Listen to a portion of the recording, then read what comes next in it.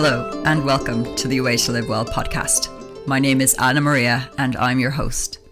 On this week's show, we'll be focusing on mental health and we'll be connecting with Dr. Natalie Bodart, a London-based clinical psychologist with a passion for working with clients to face the tough stuff and to get the results they truly want and deserve. Mental health is more than the mind. And in my opinion, we've only just begun to scratch the surface on the ways in which the mind-body connect and our understanding of it. Brain and body work together, they affect each other via neural roots and biochemical ones. In general, the brain initiates what happens in the body and the body influences what happens in the brain. So this connection is deeply rooted. And there's also stuff that's happening between different brain hemispheres and how that affects our body and mind connection. Interestingly, what we understand now through scientific studies and experiments is the stuff that ancient yogis, Buddhist meditators, and spiritual practitioners understood at an intuitive level. They honed and developed practices and techniques which are as valid now as they were thousands of years ago. I had the great privilege of speaking with Natalie Bodart today. Natalie created the Bodart Practice, where they believe that you shouldn't be held back from living life on your terms. They're a group of psychologists which recognize that the key to creating fulfilment is connecting with all aspects of life. Natalie's generosity and warmth and desire to help others has enabled her and her team to create a sense of community and belonging through therapy, workshops, and retreats. These are all geared to help people connect back to life again. I hope you enjoy this interview as much as I did. Hey, Natalie, how are you? Thank you so much for coming and chatting to me on the podcast today. It is such an honor to have you here. Thanks. It's a real pleasure to be here. Thanks for having me. Brilliant. Especially thanks for making the time. I know you have young children and you're doing a bit of homeschooling, or what did you say? Crowd control. I love that. Crowd control. Yeah, that's brilliant. Cool. So let's dive just right in. I just would like if you could share a little bit with us about what it is that sparked in you the desire to begin your journey into helping others through psychology. Yeah, it's a really interesting question, actually, because, honestly speaking, it was just something that I enjoyed. So when I was studying it at college, so I guess when I was at school, it wasn't really an option to study there, even though I know now I think it's a subject you can do from much earlier on. But it was something I always enjoyed at college, and it actually wasn't the thing that I was best at, funnily enough. But I just thought, well, I'll follow the thing that I'm interested in, and went and did that at university as well, and just followed that through. And it's interesting because I guess at that time, it was just more of an interest in human beings, in the human brain. And I suppose later on, when I have been through my own therapy, I suppose I've come to understand that there's always a deeper calling to our choice of career, and perhaps, the experiences that I had in life and in my family and in my growing up had made me more interested in helping other people. So helping other people who may have been through difficult times themselves. And I think just part of my personality is wanting to be an advocate for other people. And I always knew that I would never be a good person at sitting in an open plan office, for example, on a computer. It just wasn't who I am. It wasn't how I could see myself functioning well in the world. So I think it was a combination of all those factors of wanting a job where I was with people, talking to people, interacting, as well as sort of this sense of wanting to help other people who may be going through difficulties in their own life, past or present, really. I love that you said there that it wasn't necessarily the thing that you were good at, but it was the thing that was interesting to you. So there's something there about the intuitive nature, right, of that sort of decision, right? Because naturally we tend to go towards the easier path, I would say. I've definitely experienced that in my own life. I'm like, well, this seems like the path that is opening up for me, so I'll go this way, rather than maybe sticking to something that really drives your curiosity. I absolutely love that. It's brilliant. So, and that wasn't enough, obviously, for you, just going down that path of initial sort of psychology study. You went on to study in several different areas of therapy and psychology.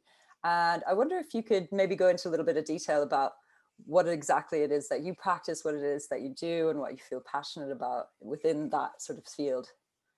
Yeah, absolutely. So you're right. So I guess initially when you do a course of psychology, and maybe not everybody will know this, but you do your undergraduate, and to become a clinical psychologist, which is what I am, you then have to go and be an assistant psychologist for however long it takes, really. So every year you can apply to be on these doctoral training courses, and that can take a year, it can take several years.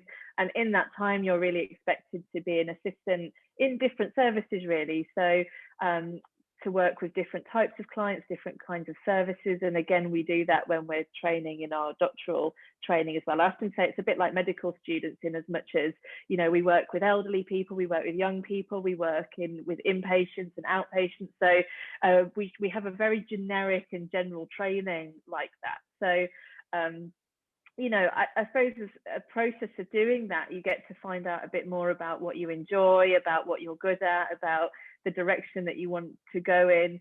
But that said, it is quite general. But the beauty of that is that when we finish our training, we do have expertise in different kinds of therapies. And we go on sometimes to specialize, but most clinical psychologists will practice in lots of different kinds of therapies. I suppose, personally speaking, when I work with clients in one-to-one therapy, which is just part of what I do, but when I'm working in one-to-one therapy, there are certain therapies that I particularly enjoy practicing and that I offer regularly. So one of those is cognitive behavior therapy. And just to touch on what that is, you know, people may have heard of that, but CBT is really just about this idea that the things that cause us difficulties can often be the way that we interpret things, the assumptions that we make, our experiences of things. So, for example, there are some things that you and I would agree are stressful or difficult. So, for example, if somebody burgled our houses, we would both agree that that is a really upsetting and difficult event. But the way that you think about it and the way that you feel about it and what you do about it may be quite different to what I think, feel, and do. And of course, that's informed by our past history and our experiences in life. And one of the things that's really brilliant about cognitive behavior therapy, and I think that clients really enjoy, is that it's a very proactive type of therapy. So it's very action orientated. We collaborate, we do worksheets together. It's very practical and collaborative. And one of the big aims of CBT is to try and help our clients to become their own therapists. So it's very active like that, in handing over that expertise. So I really love it. Lots of people get great results from it if it's done well and we have enough time to do it. So that's one of the therapies that I particularly enjoy working with and offer regularly. However, you know, I have a really strong interest in attachment and trauma. So those people who have had really difficult upbringings, difficult childhoods, traumatic events that have happened throughout their lives or their childhoods, or single event trauma as well, like a road traffic accident, for example. And so I offer different therapies as well. So compassion focused therapies are really, you know, amazing for working with lots of self-criticism and self-attack. I use that a lot. Something called eye movement desensitization reprocessing, which is a huge mouthful, but you know, that's a trauma specific therapy. And you know, and also I think one of the things that's really important to me is just understanding that the relationship that we have in therapy between me and my clients is also, you know, a big part of where we do our work. So where we understand, you know, what's happening between the two of us, what's happening out there in the world. So I very much think on that level as well. But I suppose it can feel a little bit confusing. You know, there's so many different kinds of therapies around. There's so many different things that you can have and we offer. And ultimately, for me, what's important is that when anybody comes to see me, we just have a really good understanding of that person. So I, you know, try and find out as much as I can about that person and the journey they've been on in life, what's happening in their life at the moment, what they want to get from therapy. And then through that process, we can come to a joint decision really about which kind of therapy might be most helpful. I try and give as much choice, informed choice about that as possible. So it's sort of a combination of different factors that lead us to decide what kind of therapies that we might do. But certainly, you know, I do offer, you know, several therapies as well within that. I think that's so vital. You know, somebody might not even realize the depth of their issue or where it lies, and for you to have a broad kind of skill set that you can sort of recognize in them, maybe something else would work better for them if they came in for a CBT, say, or, you know, that's really brilliant. I also love this idea of it, what it comes across to me as like almost like teamwork, right? You're there with this person, and you're building a rapport and a relationship that is ultimately to sort of bolster this other human being, and to give them, like you say, the skills to become their own sort of healer or teacher. Or yeah, it's really, really, really great stuff.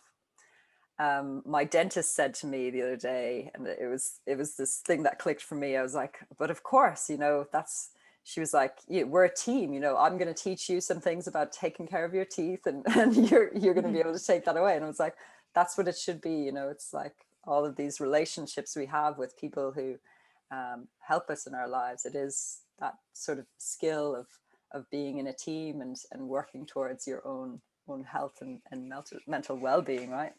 Love that. Yeah, and I think it's different for everybody as well. You know, some people will come to therapy, for example, with a particular problem in mind, like, you know, I'm feeling really depressed at the moment, or I've been having panic attacks, for example, and it might be quite specific like that. But other people come to therapy with less of a specific problem in mind. They might come say, you know, there's just been this issue that's been rumbling on in my life in the background, or I just keep getting stuck in these cycles, or I'm not quite sure what's going on, but just something doesn't feel quite right. So, you know, that's also a really valid place to start in therapy, because sometimes that is a longer relationship that we will have together, on going very slowly, trying to unpack and explore, you know, what is that feeling? What do you feel is happening there? Let's try and understand it together. And so, you know, I think sometimes there's a sense that you have to come for therapy with a specific problem and a specific goal in mind. But I don't think that's true. I think lots of people now are coming to therapy saying, actually, you know what, this is a choice for my lifestyle, something that I want to do to look after my self-care, to nurture myself, to understand myself on a deeper level. And I think that's an amazing choice as well. So, you know, I'd really encourage people to come to therapy as well, even if that's the case and they're not quite sure what it is they want to get from it, or what's happening. Yeah. Sorry, Anna.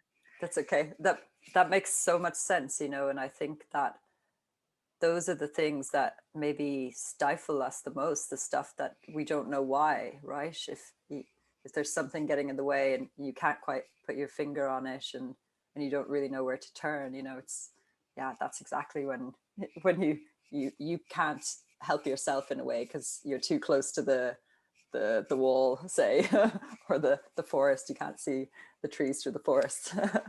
Yeah, exactly. That kind of brings me on to this next question, that this sort of society's attitude towards mental health has changed so much. It's had just a major shift in the last even 10 years, I'd say. And people are just becoming way more accepting of people, you know, going to therapy or being open about having mental health problems, and more supportive, I'd say, as well, towards those people, and understanding and compassionate. How would you say that's impacted the way you work and the field that you're in, and how you see it now? Yeah, it's a really interesting point, actually, because I think on one hand, it is more out there. It's talked about much more. There's some sense of more acceptance, but we do still live in a world, in a culture in which it's all about working harder, doing more, succeeding, driving forward, being everything, you know, being, for example, you know, an amazing parent, plus a working parent, plus, you know, somebody who is exercising and has hobbies. And, you know, so I feel like sometimes there's a bit of a conflict there between this message that, you know, yes, we should look after our mental health and it's important and it's fine to talk about and think about that. But on the other hand, there's a sort of contradictory message sometimes about, oh, but at the same time, you know, we live in a very demanding world. So, you know, I think that we work with that in some senses. So what do I mean by that? I guess I mean that maybe there there are more people that might come to therapy with less of that specific problem in mind, that might now come to therapy saying, this is a choice for me looking after myself, this is a choice about me having this support, and it's less kind of heavy problem specific. So that might be one thing. We also run workshops, and maybe people are more open to coming to those kinds of workshops, or being in a group setting with other people where that might have felt difficult, a bit shaming before. So maybe there's more acceptance of that. Workplaces are doing a lot to offer more mental health support. So, for example, we offer some corporate retreats and workshops to companies. And again, I think this is a high priority for companies, although there's such a long way to go to try and deal with this conflict between look after your mental health, but make sure you're still working and doing all the things. So I'm not sure if that's quite answered your question, but that was just that's sort of how I feel that we're a little bit in the tension of that at the moment.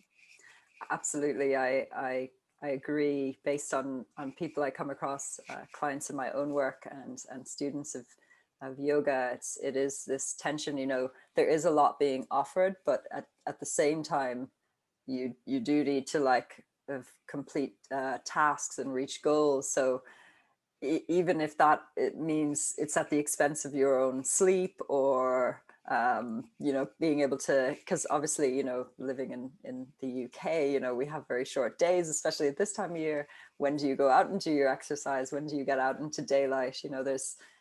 It's a really tricky sort of thing to navigate. And I've spoken to people, and they will say to me, I sometimes just feel so overwhelmed that I just want to give up on everything nearly, because it's nearly too much. It's like I have to do all the self-care, and my work, and it's almost like too many tasks for them to keep on top of, that they just want to.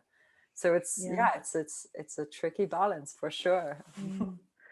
I mean, I think that's a really good point, actually, Anna, because I think one thing that I suppose the Bodart practice is really founded on as well is this sense that we do just keep going, that we keep going, we keep striving, we keep trying to cope, and we might sort of dismiss kind of warning signs along the way, because that's what, we're too busy, or we just think, oh, it's not bad enough, I'll just keep going. And then we can get to this state sort of overwhelm or burnout, or kind of hitting a wall.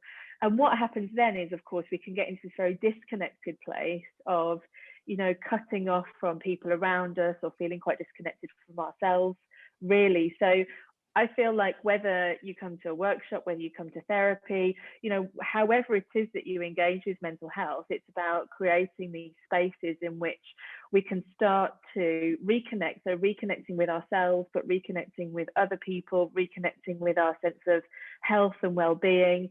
And those connections are really important, and building communities where there is that sense of connection, where there's these kind of little pockets of space. And they are little pockets, because we often can only squeeze in a little pocket, but creating these little pockets or bubbles of space where we can get back into that more sort of connected space with ourselves and others. Yeah, it's beautiful.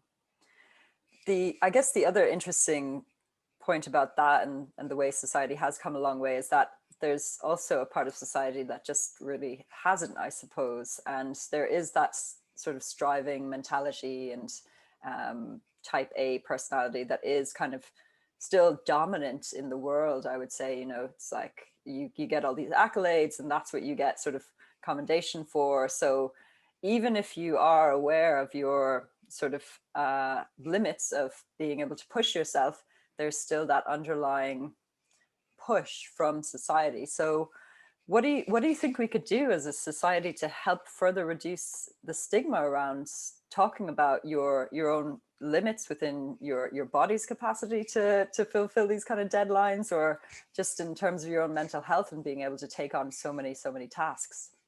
I mean, I think it has to happen on all sorts of levels. I think that's the challenge, really, that mental health is often perceived as a problem within the individual, or a solution is within the individual, whereas I do not see it like that. I see that, yes, there are many things that we can do for ourselves as individuals that can really help to nurture our mental health, and and therapy is obviously a really empowering part of that. But actually, I think it goes so much wider, doesn't it? It goes out to the people that we have in our lives, the conversations that we're having with each other, the honest conversations that we're having. It's what happens out there in social media, what kinds of conversations are going on out there. It's what's happening within our families. It's what's happening within our companies. It's what's happening at the level of government. It's kind of on every level, isn't it? So, I think that all of these systems sort of have to change around us. But I think most of all, for me, it's sort of meeting people where they're at. So, I really don't think there's any point in trying to ask somebody to come to therapy who is so far away from that even being a consideration. Like, for me, it's about, okay, so where can we go to take these messages? Where do the messages need to be? So, for example, on my social media, I try to do lots of free video content and try and share free resources, and just so that it can be accessible to different people at different places. So if someone is is more tuned into that, then great, perhaps they'll pick that up from there. If it can go into the workplace, and there's accessible ways to access services in the workplace, let's make sure that that's happening. If it's about bringing this message into community spaces, then we need to think about creative ways to do that. So we have community psychology, actually, which is things like walking and talking, or kind of groups that just exist out there in cafes and social spaces when we're allowed to do all that, of course. Yeah. So I think it's about just having a really creative and flexible mindset about where this message can be, how it can be delivered, and just being able to do that. But it's not just about coming to a clinic and having that one-to-one time. Yeah, amazing. Another interesting thing I've really noted is that, speaking to people and my own experiences, we all really do struggle with very similar issues. When we do choose to open up, and if we share it with the right person, we'll often find that they've experienced something similar, or they can relate, or even this beautiful thing of social media where you see people posting about the stuff that they're going through. There will be this huge crowd of people who will resonate with that completely. And it can seem, though, that if you don't share that outwards, that you are the only one struggling with that thing, and everybody else is doing so much better, because on the flip side of social media, we do just see a lot of very pretty photos and idealistic kind of lifestyles. So if you're not on the right channels, you might just be seeing and being bombarded by those kind of messages. I guess the coping mechanisms then of that will almost get you so deep into yourself that you are not able to sort of get out there and share it. And it's an insecurity point, a vulnerability point. Can you speak a little bit about the way you create ways for clients to connect with community and like-minded people and support? I know you've spoken a little bit about it, but how do you go about that? How do you speak to those people who feel, I guess, so disconnected from it? Yeah, absolutely. I think it's a really important point that you've made, this idea that I have to say, we compare ourselves on the inside to other people on the outside, and it's such an unfair comparison, isn't it? About I'm feeling terrible, but what I'm seeing out there is people coping or doing well. And actually, I think what we just have to bear in mind is that we all share brains. We all share, and we talk about this actually a lot in the compassion work that I do, but we all arrive here not of our choosing, and with brains not of our choosing. And so actually, we all have these tricky brains. We're all born with these tricky brains that overthink, that worry, that procrastinate, that and so I think just on a kind of human brain level, I think it's really helpful to know that suffering is a part of life. So to be human is to suffer, and it's different for all of us because we're all on our own journeys. But actually that idea that regardless of what we are seeing or what we're interpreting of what we're seeing, we are still all ultimately here with these tricky brains. So I guess I just wanted to make a point on that. But in terms of community, it's actually something that I've been really trying to focus on in the Bodart practice as well, because I've realized that, you know, it's easy that we just end up doing these kind of one-to-one therapeutic pieces of work with people, but actually it's really empowering to be in more of a community setting where we can experience, oh yeah, actually other people do feel like this, and other people are struggling, or oh, they had a really good idea about that might be really helpful for me. Like, we get so much, I think, from those community spaces. And so, you know, some of the things we've been doing, so Anna, you facilitate our yoga for healing groups.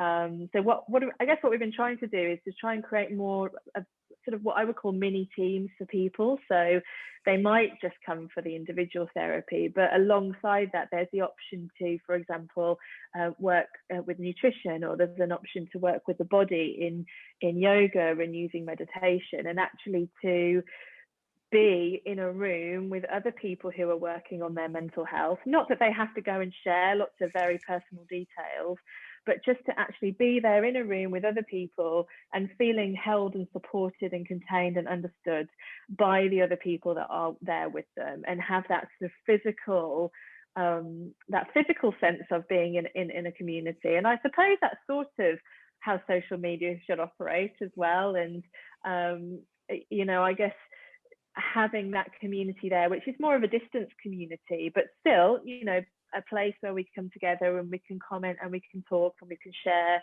insights or thoughts together, and finding those spaces where we can have that sense of community, that sense of togetherness, of working through something together. Yeah, it's beautiful. I guess I'd just like to touch on that. I know you do it with other teachers as well, but this idea of yoga for healing, it's so beautiful, and it's quite different from, I guess, you can have a sense of community if you go and join a local yoga class, but there is something more in depth about going into this kind of closed group of people who are sharing a similar experience to you, and to be able to, yeah, if you like, of course, it's not obligatory to share, or, you know, not share as much as you like, but to know that you're there with other people who are also, I guess, yeah, working through things. So Yeah, and it's really beautiful, and it's really invitational in its nature, and that's the feedback that I've always got there. A lot of people appreciate this sort of ability to choose how their body moves, and to just reconnect with your body in a different way, because we can be so disconnected from the body in that sort of coping mechanism mode. You know, people lose touch with whether they're thirsty or hungry, or, you know, it can be so disassociative to be in such deep levels of stress or trauma, you know. So it's a really beautiful thing you offer. yeah, and I think the nice thing about those groups as well is that they work on so many different levels. So you know, it may, so for example, some people may go to that group because they're experiencing overwhelming emotion in the body, and they want to find ways to calm that down, to feel grounded, to have ways of settling in the body. But there may be other people, as you mentioned, who might be completely cut off, who may be feeling, you know, some of the people that I see just say, I just can't feel my body. I just don't feel emotions in the body, which is quite something, given that emotions are essentially a body felt sense of something. So, you know, we can sometimes feel quite numbed out from our bodies. But for other people, through the pandemic, for example, so there's lots of younger people that I see in their 20s who are living on their own. And the group has been such a lifeline to come and not feel lonely. And so I think actually it's not always about the emotional body. It can also just be about a sense of connection, human connection of, oh my goodness, there are people still in the world that I can come and sit and be in a room with. And I should say, just to qualify that a little bit, you know, we have been allowed to run therapy groups. You know, that's one of the government sort of, what would you call it, kind of allowances that you Yes. can still run therapy groups, and I do think that's been a huge lifeline for people to come in and feel connected rather than feeling so alone, because, you know, that's also, you know, connected to lots of difficult mental health issues. And the other thing I wanted to say on this is that, not that I want to stereotype at all, but recently I've been really keen to try and talk to some of our male clients about coming to the yoga group. And it's been really interesting, some of those conversations, because some of our male clients are already going to yoga, but the thought of coming to a therapy group as such, or a yoga for healing group, it sort of almost takes on this whole nother dimension of, oh, that's quite vulnerable. That's kind of me putting my hand up and saying, I am struggling and I am working through something. And so, I've been really encouraging to come along and see what that feels like, and compare it to what you're doing already. And so I think it's so interesting how many different levels it can operate on. But I do think it's an incredible group. It's an incredible resource. The people that are doing it are giving us such positive feedback. They're getting so much from it. That I feel really pleased that we can offer that. Yeah, it's such a great idea on your part. And tell me, you also offer these retreats. So the classes are wonderful because there's a kind of consistency. You're meeting week after week, but to really come into this retreat space where presumably you spend a week or a few days at a time together, that must be so powerful. I wonder if you could chat to us a little bit about those as well. Yeah, Obviously absolutely. They're obviously not on at the moment, but sorry. No, yeah, that's right. And actually, so the retreats are interesting. So the retreats are for companies rather than for clients as such. So they're corporate retreats. And the idea really was to have a residential retreat that happened over, 1 or 2 nights, to go away, to get out of the city.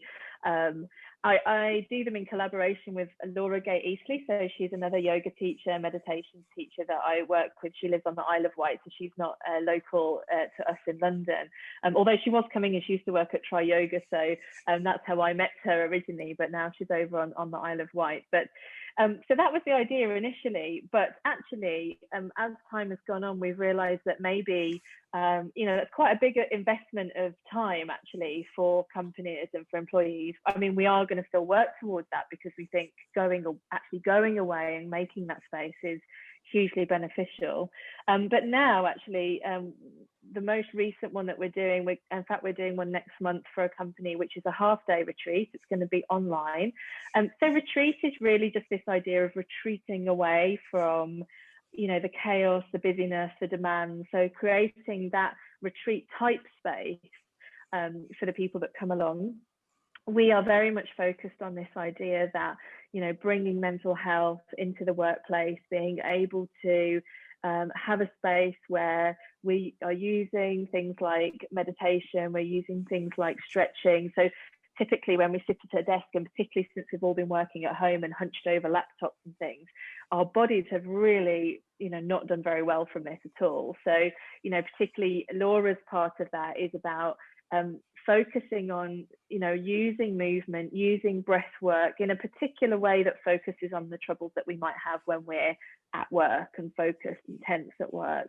And for me, I sort of bring in the psychology part of that and do psychology workshops.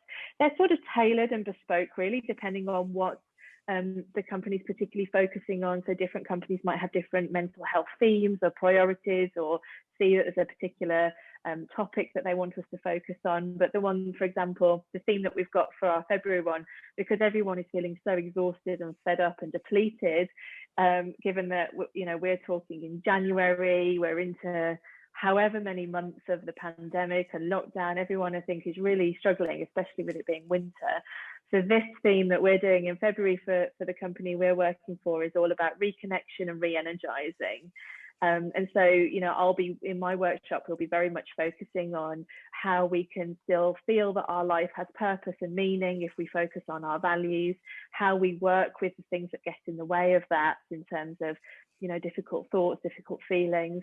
So we sort of combine all of that together really, so that people can take that away as a toolkit into their working lives, but also into their lives as a whole as well. So So yeah, so that sort of gives you an idea. But certainly in normal times, originally we were going to be, up near Primrose Hill doing some walking meditation and some whole day workshops. But we just have to be flexible and adapt. And I think it can still work online. And I think it's still important that we can create those retreat spaces now more than ever, actually, whilst we're all kind of, at home and dealing with so much, I think. Yeah, I think it's more important than ever. And I think you can get so much out of these online. I know you hold workshops as well on quite a regular basis. And they can just be so enriching because it just offers you that space to just go inwards a little bit rather than focusing on what you can no longer do at the moment or the external stuff, right? Because there's such a rich sort of internal world to be explored, and like you say, that can just reinvigorate people and re-energize them to have like a kind of a fresh perspective, I suppose, which is really beautiful. I suppose we kind of covered this a little bit, I think, but just with regards to anyone who may be sort of, I guess, on the fence or considering whether therapy could or might help them, how do you sort of, I guess, how can they recognize that they need to take that step or what therapy might work for them? How do you choose? Because it's hard, I suppose. Yeah, I think it is hard. I mean, I suppose if somebody's considering it, I would be curious to say why. What's prompted that? Because actually, I think if somebody is considering it, they're probably already in that, if we think about like the stages of change, where they're probably already contemplating some kind of change. Now, I think sometimes people come to therapy because something significant has happened. So, for example, they're having lots of panic attacks, or they're feeling really depressed and unable to get out of bed, or something quite traumatic like a big grief or loss, or something has happened which is really obvious, and they sort of think, oh my god, I absolutely need some help to deal with this.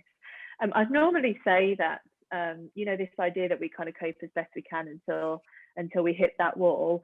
A good marker for that is sometimes when it's impacting on what you're functioning. So, for example, if you're noticing that you just cannot get out of bed, or you just can't do the things that you would normally do, you're really struggling with that, or it's coming with a huge personal cost, and that's going on for days or weeks at a time, then that's always a really important sign. So even if you can't really notice it in your emotional sense, in your emotional kind of well-being, if you like, sometimes it's just useful to notice what's going on in my behavior.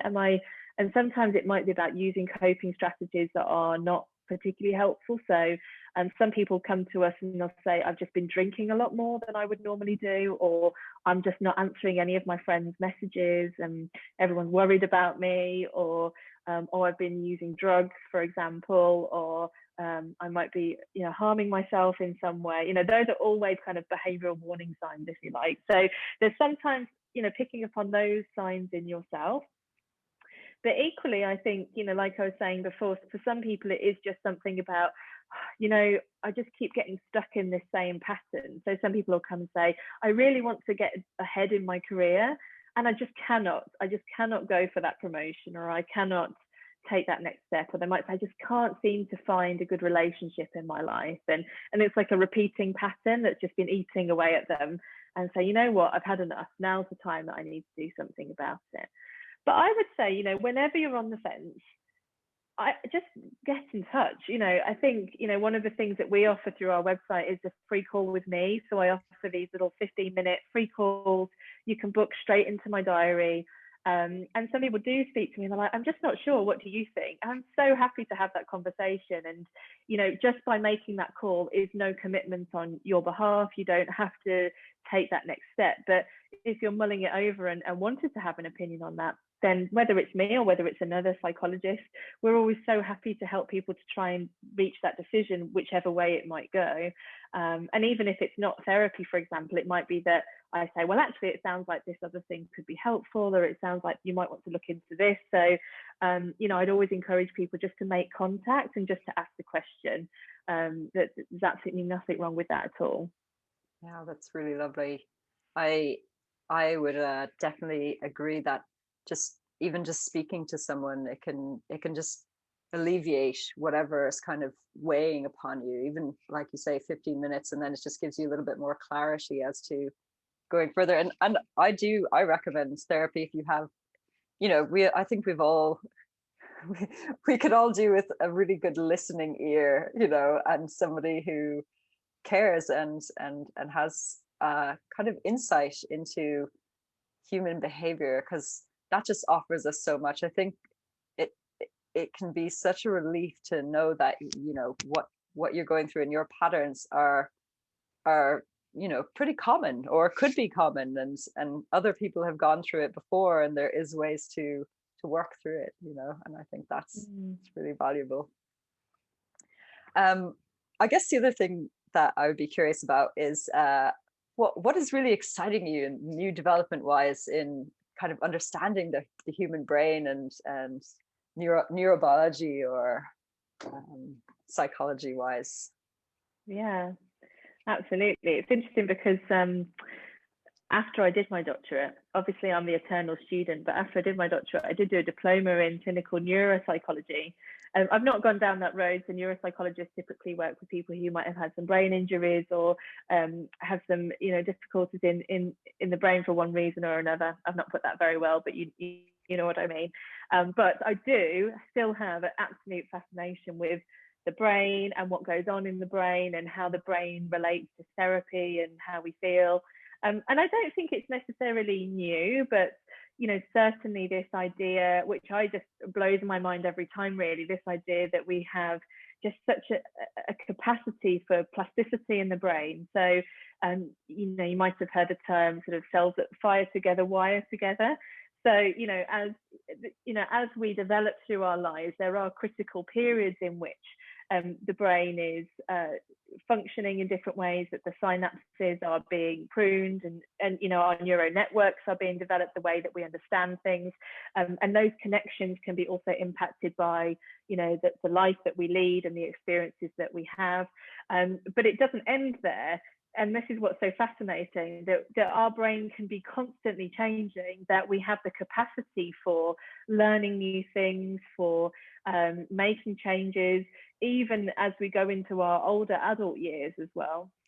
And the thing that's really amazing about that is that sometimes people will come to me and say, especially actually people who've had quite traumatic childhoods, and they feel completely broken. And that's not my words, that's often their words. They feel like, I just feel like this is it, I can't change, I'm completely broken, I can never, make things different. And actually I think it's so important that they understand that that is not the case, both from a sort of psychological level, but also from a brain level. And whenever we do work with people who have had trauma, we tell them a lot about the impact on the brain. So for example, when we do trauma focused CBT, or when we do the eye movement desensitization that I mentioned earlier, actually we tell people about how the processing of those trauma memories changes in the brain into different, that we're moving those memories from emotion-centered, emotion-focused parts of the brain into sort of the filing cabinet of memories, that we can see that if we were to put somebody in a scanner. And I just think that's incredible, because this opportunity to come and talk and do work and to go through therapy, knowing that there can also be really important changes that are going on at the brain level as well. So I think that's one thing that I'm really fascinated in. And the other thing, I guess, is also just this idea about how much the brain is connected to the body. So, again, that's, really a very fundamental part of our practice, that we are a very holistic practice, in as much as we think not just about what happens in the mind, but what happens in the body. So when we use the yoga groups, for example, or when we go to nutritional therapy work, we're thinking about the connection between the brain and the body. So, the kind of bi-directional relationship that we have, and those connections there, and understanding that there are many ways that we can work with our mental health. That's not just about the mind, but is also about, the relationship we have with our bodies, how we can help to understand how our nervous system works, how we can learn to soothe our nervous system, how we can learn to feed our bodies in a way that supports neurotransmitters in the brain. It's completely fascinating to me. I could go on about it all day, really, but I just think it gives us so many options, and I don't think it's, I don't think you have to know all of the science as a client, for example, but at the same time, I think it's just this idea that actually the work that we're doing isn't just about, talking or therapy. It's actually about, there's real changes going on. There's real changes going on in our bodies. There's real changes going on in our brains. And that is incredibly powerful and empowering, I think, to know that at the same time. Absolutely. It's amazing, isn't it? Just the capacity for shifting and changing. And like you say, it doesn't stop when you reach a certain age. Like, there's so much science behind it now that shows that we continue to grow and learn and change. And yeah, everything, the pre-learned stuff is just mechanisms that we've set in place, and you don't have to keep doing the things. You can decide to change it slowly, of course. Are you familiar with the work of Bessel van der Kolk? Yes, yeah, absolutely. Whenever you said the EMRT, is it the eye movement? Oh, EMDR, yeah. EMDR, yes. He did a lot of sort of research into that, and also into yoga. So yeah, he's a brilliant man. Yeah, he wrote the book The Body Keeps a Score. And he's done a lot of work around trauma, actually, but he often in his talks as well will share things like psychodrama groups. So a psychodrama group is where you come and sort of reenact a scene of your life and imagine the characters being there, and you can change things in the scene by acting them out in this kind of dramatized way with a group of other people. I used to be part of some of those groups when I worked at the Priory Hospital some years ago, and the power of those groups is just incredible as well. And I think it's, again, just this idea that there are many ways that we can work with our mental health. There's many ways that we can make some of these changes, and it happens at such a body felt sense level as much as a psychological level. Yeah, it's amazing. Brilliant. I would love to know my, I guess, almost final question. Where can people find you? Where are you online? And what is your next event coming up? Yeah, sure. So, well, we are in South and North London. So I work together with a small team of psychologists. So we're usually based in Balham and Tooting in southwest London in the UK. But we also now have our psychologist James, who's up in Walthamstow in I always say North London, but someone told me the other day that I must stop saying that it's East London, but north of the river.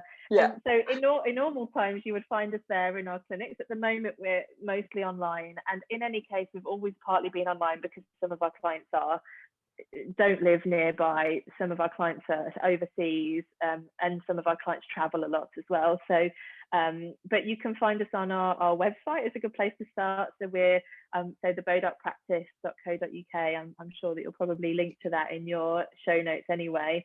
And yeah, I guess in terms of our events, so in terms of public events, so next Friday, so that's the 5th of February, I've got a workshop coming up with Kate Delmar Morgan. So she's the registered nutritionist that works with us. We're going to be talking all about the connection between food and mood. So we'll be talking about understanding the role that nutrition has to play in our mental health. I'll be doing a bit about how our psychology impacts on that. So why our tricky brains can get in the way of making good choices for ourselves. And we'll be focusing a lot on sort of practical steps that people can take to start making some helpful changes around their nutrition to support mental health. So that's a really fascinating area as well. So if that's something that anybody's interested in, then do come along, or keep your eye on our events page for other events coming up. We've got our corporate retreat coming up in February. And again, I guess if anybody's listening and are interested in that for their companies or want to know a bit more about the events, then again, get in touch. I'd be really happy to talk that through. Amazing. Thank you. And then my final question, I ask this to all of my guests.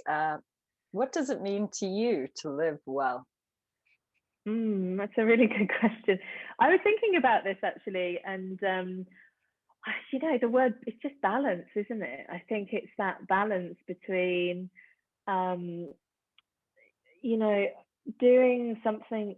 I suppose, like from a work perspective, for me, it's about doing something that you love. So, I've got the Bodart Practice now. It's sort of my baby, if you like, and it's hard work, but it's something I'm really passionate about, and I feel incredibly privileged to do this work, and it's exciting to me to work with a team, to work with people like yourself, Anna. I just really love that, and so I think at the same time that can absorb me 100%. I have to be really careful about that. I've got a young family as well, and that, like I said earlier, a bit of crowd control, that can be all consuming. And I was just saying before we spoke actually that I'm going to take some self-care days in February, because my time off seems to have been occupied with COVID recently, sadly. We're all well though now, but so I just think it's that elixir. It's like an elixir of balance, isn't it, of something that perhaps we're all wanting and all striving for, but all struggle in different ways to get. So I don't want to say it as if, oh yeah, we should all just have balance, but I would say that I just try to be mindful of when things feel unbalanced, of when it's tipped in the wrong direction for me. So when I've worked too much, or when the children have been going through a particularly difficult transition, developmental time, and that's been very demanding, or we've not managed to take some time off, or things have strained in my relationship. I suppose normally those are the flags that help me to think about, okay, what is it that nurtures me? So I love exercise. So, I always bang on about CrossFit, but, I love my CrossFit classes. I also love yoga. I really love long baths. I've given up on reading for now, which is fine. But so, and I'm really sociable as well. So, when I'm not in isolation, I try to go for walks with friends, and it's kind of simple things really. But I suppose it's just that sense of being in tune with myself enough to know that when things are starting to feel like they're at the limits of what feels manageable, and then to sort of think, okay, how do I bring a little bit more balance in here? How can I give myself permission to, I don't know, to do something that just makes me feel good ultimately. Beautiful. Thank you. That is so well put. Natalie, Thanks, Anna. Thank you so much for taking the time to chat to me. It's an absolute pleasure. I love what you're doing. It is such a gift to the world. Keep on doing it. Oh, that's so kind of you to say, Anna, and it's just such a pleasure to work with you as well, and to come and talk about it. Yeah, I could natter on about this all day actually, which probably says something about how important it is really. But it's been an absolute pleasure just to talk to you today, and to go through some of this, and to think about these different areas, like such great questions. Thank you. Amazing. Thank you. Have a beautiful day. Take care. Yes, you too. Bye-bye. Bye. I highly recommend you follow Dr. Natalie Bodart on Instagram, where she posts regular updates and really helpful information and interviews that will surely provide you with some helpful insight and information into how to better your life. Thank you so much for joining me in this week's episode. As always, I really appreciate you being here and listening all the way to the end. If you found this useful, please like, subscribe, and share with anybody else you think might need this episode in their lives. Thank you so much yet again. Have a beautiful day and be well.